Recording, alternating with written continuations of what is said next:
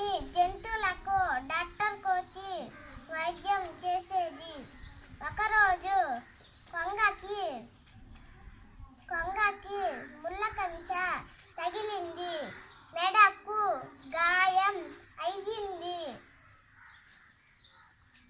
కోతి దగ్గరకు వచ్చింది. కోతి మందు వేసింది. కొంత